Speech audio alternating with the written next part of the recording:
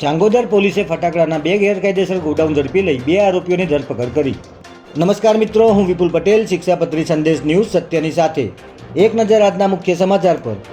અમદાવાદના વસ્ત્રાલમાં ફટાકડા ફેક્ટરીમાં થયેલા બ્લાસ્ટને પગલે પોલીસ સફાળી જાગી છે। ત્યારે અમદાવાદ ગ્રામ્યની ચાંગોદર પોલીસે ફટાકડાના 2 ગેરકાયદેસર ગોડાઉન ઝડપી પાડ્યા છે, જેમાંથી 39.57 કરોડનો ફટાકડાનો જથ્થો જપ્ત કરવામાં આવ્યો છે।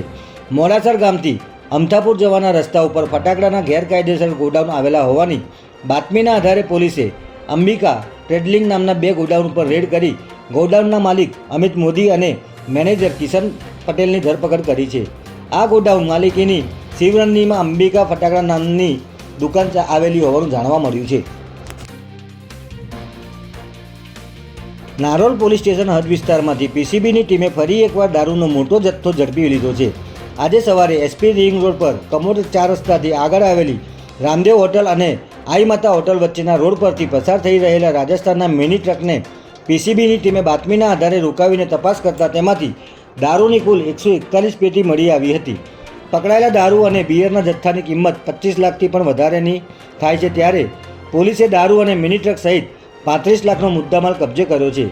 દરોડા દરમિયાન મિની ટ્રકનો ચાલક અંધારાનો લાભ ઉઠાવીને ભાગી ગયો હતો।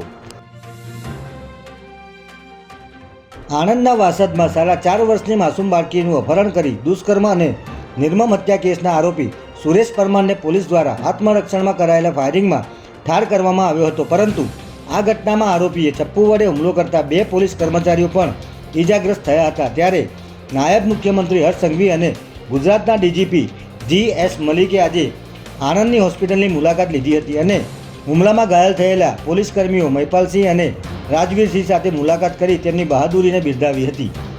જય હિન્દ, જય ભારત।